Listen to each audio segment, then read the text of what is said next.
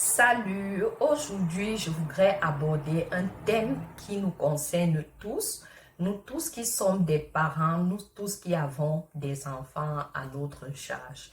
Alors cela s'est déroulé la semaine dernière lorsque j'étais dans une école pour pouvoir partager ou présenter le livre Coronavirus plus ami.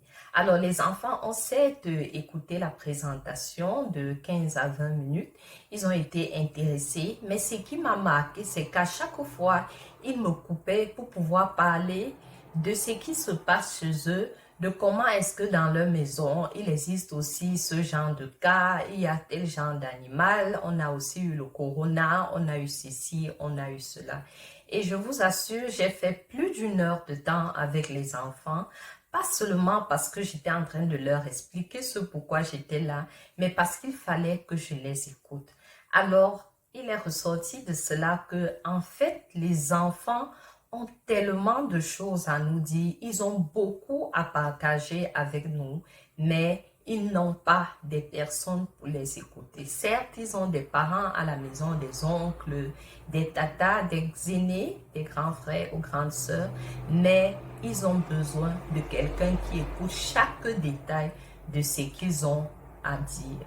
Alors, pour cette vidéo, j'aimerais nous encourager à prendre vraiment le temps qu'il faut pour pouvoir parler à nos enfants.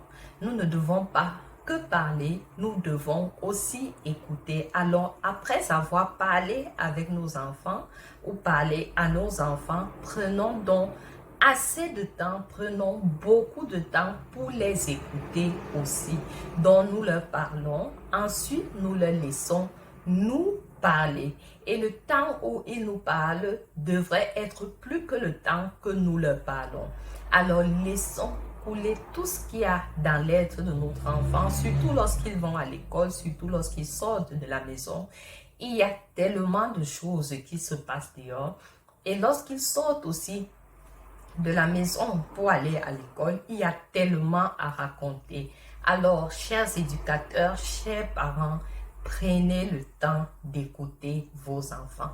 Prenons tous le temps d'écouter les enfants. Alors, je vous donne dans cette vidéo deux façons pour écouter nos enfants attentivement. La première façon, c'est de les écouter spontanément, c'est-à-dire quand ils ont quelque chose à nous dire, alors asseyons-nous et disons, oui mon chéri, mon trésor, alors raconte, qu'est-ce qui s'est passé, qu'est-ce que tu as à me dire. Là, c'est vraiment la meilleure méthode. Mais pour ceux qui sont actifs, ceux qui ont trop de travail à faire, que ce soit à la maison ou au bureau, donnons-nous une heure de temps durant la journée, surtout durant le temps où nous sommes avec les membres de nos familles ou avec nos enfants, puisqu'il s'agit d'eux. Prenons donc le temps en journée et disons-nous par exemple, tous les jours, nous parlerons à 20 heures en famille.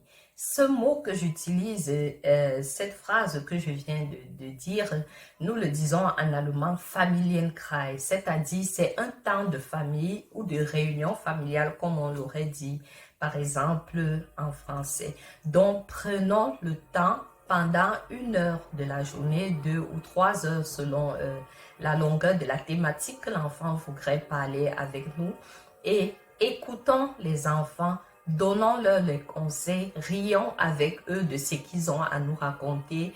Et s'il y a quelque chose où on devrait aussi dire, s'il te plaît, ou pardon, ou oh, tu aurais dû faire ceci, alors disons-le donc à ce moment-là. Donc ne laissons pas l'enfant passer toute une nuit, toute une semaine, toute une journée sans avoir eu le temps de parler avec nous. Alors, c'était tout pour la vidéo d'aujourd'hui. Je nous exhorte tous à prendre ce temps d'écoute pour nos enfants et vraiment, ils seront libérés, ils seront contents et heureux d'être avec vous, mais pas seulement pendant les vacances. Ceci doit se faire tous les jours ou toutes les semaines.